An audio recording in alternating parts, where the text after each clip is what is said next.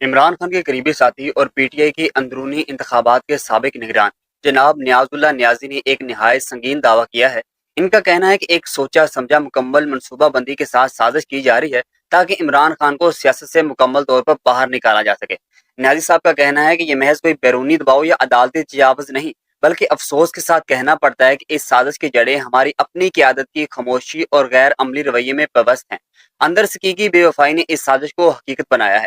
ان کا کہنا ہے کہ یہ صرف سیاست نہیں بلکہ ایک گہری سیاسی بغاوت ہے جسے عدالتی فیصلے، الیکشن کمیشن کی کارروائیوں اور پارٹی کی اندرونی کمزوریوں کے ذریعے عملی جامہ پہنایا گیا۔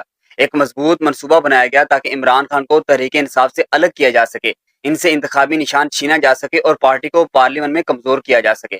نیاز اللہ نیازی نے اس پوری صورتحال کی جڑ انٹرا پارٹی الیکشن کو قرار دیا ہے، جس کی نگرانی وہ خود کر رہے تھے۔ ان انتخابات کے نتیجے میں ہی پی ٹی آئی سے بلے کا نشان چھن گیا اور مخصوص نشستیں بھی ہاتھ سے گئیں۔ انہوں نے اس بات پر افسوس کا اظہار کیا پارٹی کے اندر سے کچھ عناصر نے نصف درجن سے زائد امیدواروں کو ان انتخابات میں حصہ لینے سے روکا، جس سے قانونی لحاظ سے الیکشن کمیشن کو نتائج کا عدم قرار دینے کا موقع مل گیا۔ یہی فیصلہ سپریم کورٹ میں جا کر عمران خان کی قیادت والی پی ٹی آئی کو انتخابی نشان سے محروم کر گیا۔ نیازی صاحب کے مطابق ان امیدواروں کو روکنے کا فیصلہ ان سے مشورے کیے بغیر کیا گیا، حالانکہ پارٹی کے ضابطے کے مطابق امیدواروں کو ایک پینل کی صورت میں الیکشن لڑنا ہوتا ہے۔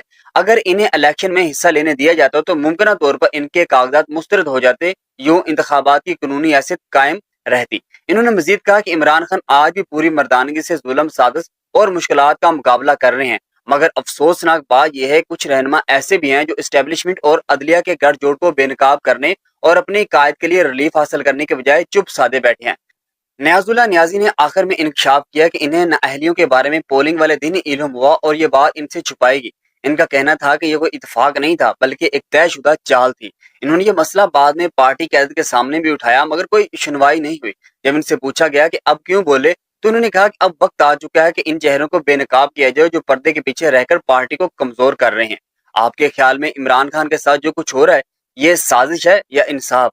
سچائی کے ساتھ بتائیں، اگر یہی سب کچھ کسی اور لیڈر کے ساتھ ہوتا تو کیا وہ اتنے حوصلے سے برداشت کرتا؟ کمنٹ میں دل کی بات ضرور لکھیں۔